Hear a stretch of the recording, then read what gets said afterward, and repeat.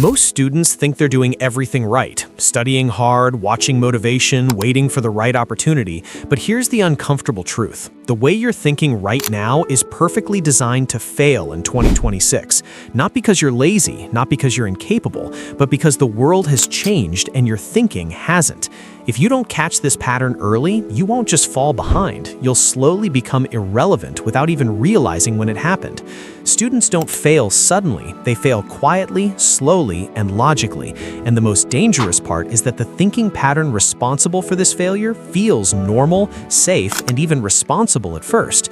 Because from childhood, most students are trained to believe that following instructions, completing assignments, memorizing information, and waiting for validation is the correct path. But in 2026, this way of thinking becomes a trap because the world no longer rewards compliance, it rewards adaptability, leverage, and independent thinking. And if your mindset is still centered around tell me what to study, tell me what to do, tell me when I'm ready, then you are outsourcing your future to a system that is already outdated.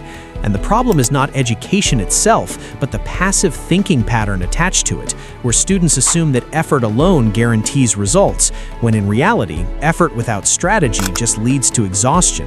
And this is why so many hard-working students feel stuck, while others with fewer hours but better thinking move ahead because they ask different questions. They don't ask what is coming in the exam, they ask what skill compounds over time. They don't ask, how do I score? They ask, how do I become valuable? And this shift matters because in 2026, information is free, guidance is automated, and average performance is invisible. So if your mindset is still focused on consuming instead of creating, reacting instead of deciding, and waiting instead of experimenting, you will constantly feel busy but rarely feel progress.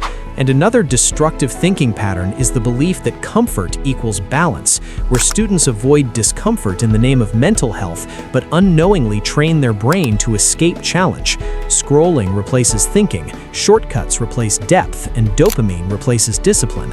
And over time, the brain adapts to easy stimulation and starts resisting anything that requires focus, which is why studying feels harder than it used to, reading feels boring, and silence feels uncomfortable. Not because you're weak, but because your thinking pattern is wired for distraction. And unless this changes, you won't be able to compete in a future that demands long attention, self-direction, and problem-solving without instructions. And then there is the dangerous assumption that time is on your side, that you can start later, learn later, fix things later. But the truth is that time rewards those who compound early, not those who wait perfectly. And students who delay building skills, clarity, and self-discipline because they are still studying will wake up one day qualified on paper but replaceable in reality. Because 2026 doesn't punish ignorance, it punishes stagnation. And the students who survive and grow are not necessarily the smartest, but the ones who change their thinking from what do I need to finish to what do I need to become, from how do I avoid failure to how do I test and adapt, from someone will guide me to I will figure it out. And once this shift happens, everything changes. How you study, how you use your time, how you choose what to learn. Because you stop preparing for exams and start preparing for relevance. And this is uncomfortable at first because it removes certainty, but it is exactly this discomfort that builds resilience, clarity, and confidence.